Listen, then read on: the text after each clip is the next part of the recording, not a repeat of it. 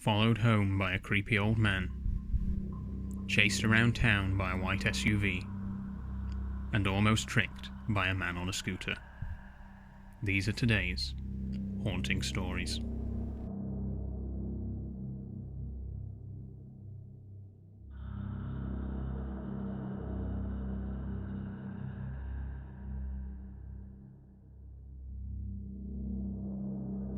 This first story comes from Reddit user ZeemBeam in the subreddit r/letsnotmeet. At 13 years old, ZeemBeam was quite an introverted young teen, with only a few friends at school. One day, she received a text message from a friend asking her to meet up with them at a local park that night. Initially, she declined, as her parents would never allow her to leave the house so late at night. However, on this particular night, her parents would be going on an overnight trip, giving her the perfect opportunity to break the rules and sneak out to meet her friends. At around 8 p.m, ZeemBeam's parents left the house, and as soon as they were out of sight, ZeemBeam ventured out to the park where her friends were waiting. On arriving at the park, she noticed, quote, a creepy figure near the edge of the woods. Not wishing to appear paranoid in front of her friends, she neglected to mention the presence of the creepy figure, but throughout the night would keep looking back, and sure enough, the figure remained in the exact same spot. At around 9:45, 4 of ZeemBeam's friends had to set off home to meet their curfew. Soon after, the rest of the group, 6 people in all, decided to do the same. With the exception of ZeemBeam herself, all of the remaining friends were being picked up by car, and so they headed to the park's front entrance where a car park was located. ZeemBeam, however, would be walking home, with the shortest route taking her through a different exit out of the park and into the adjacent woods. As she approached the exit, she noticed that the creepy figure from earlier was standing just a few feet away from the gates. She describes the figure as a man in his early 40s, about 5'9" with dark hair and a beard. Initially, she walked calmly towards the gates, but once she was about 30 feet from the exit, she ran, sprinting through the gate and into the woods. When she considered herself a safe distance away, she slowed down to a quick walk. Then, she heard a twig snap. She turned around, and to her horror, the man was just 15 feet behind her. At this point, she wanted to run, but knowing that she could not possibly run all the way home, she instead picked up her pace to a steady jog. After around 7 minutes, ZeemBeam was back in her own neighbourhood. She was close enough to home now that she could run the rest of the way. Looking back, she saw that her stalker was now just 5 feet behind her.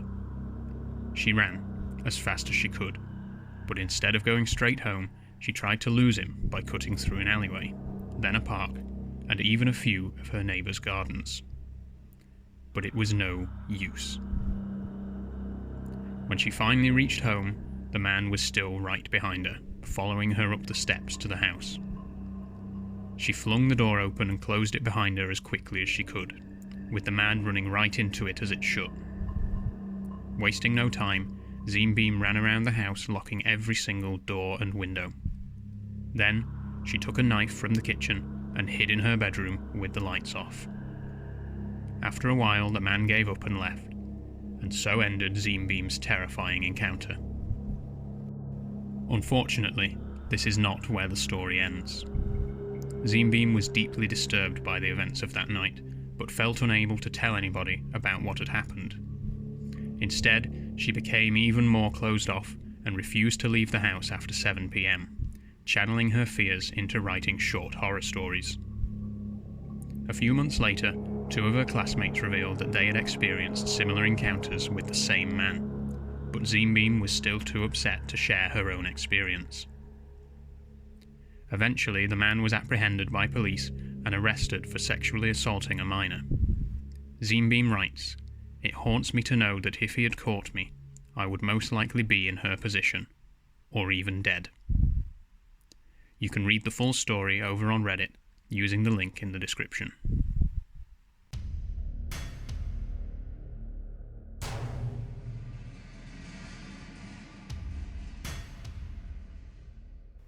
This next story also comes from the subreddit r/letsnotmeet, this time from user Yellow Umbrella.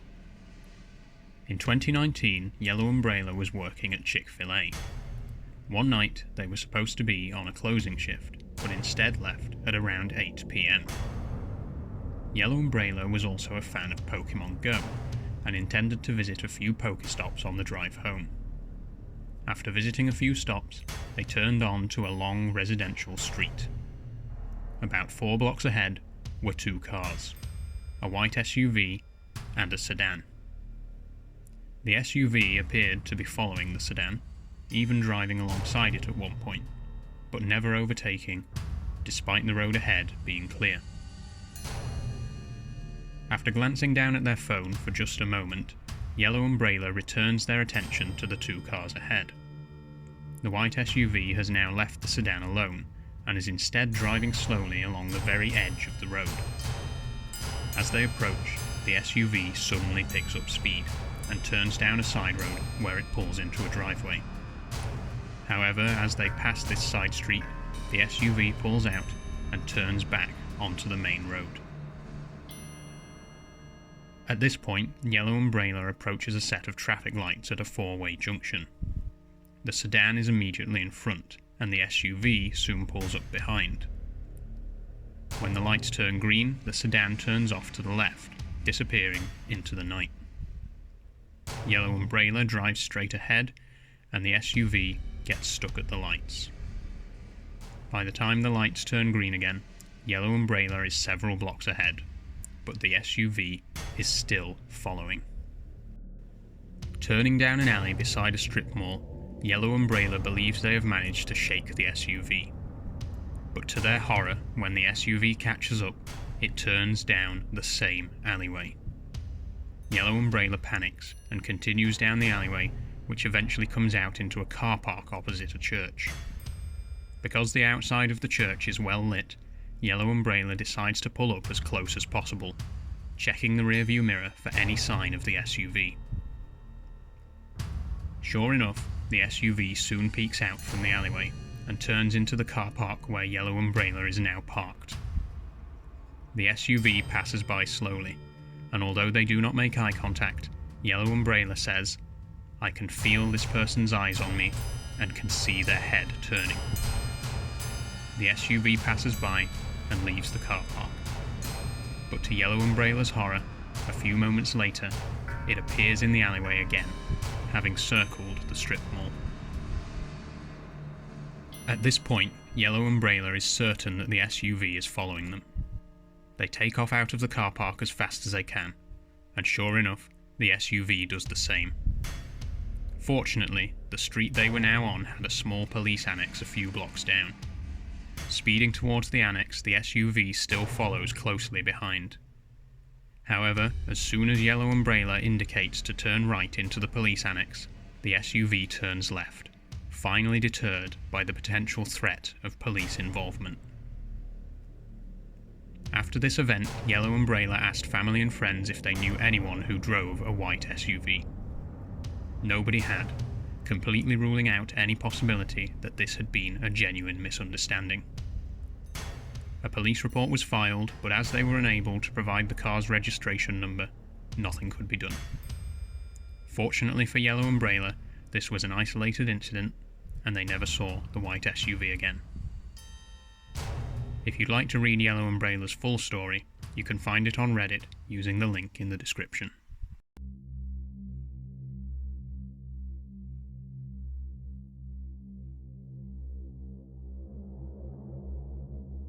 Our final story for today comes from the subreddit r/letsnotmeetfr, which is a French version of the Let's Not Meet subreddit.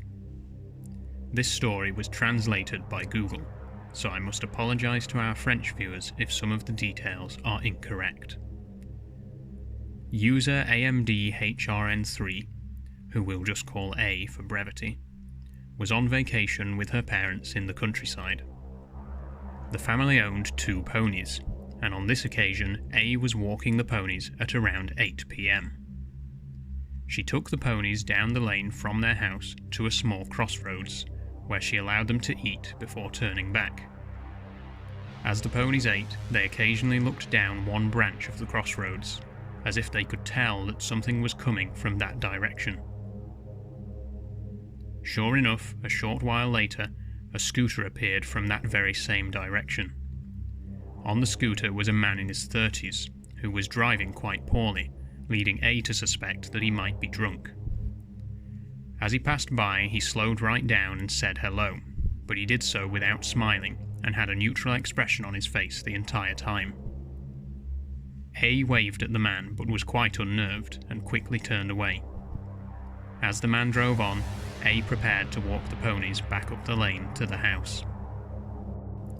However, as she began to walk, she heard the sound of the man on the scooter stopping and turning around.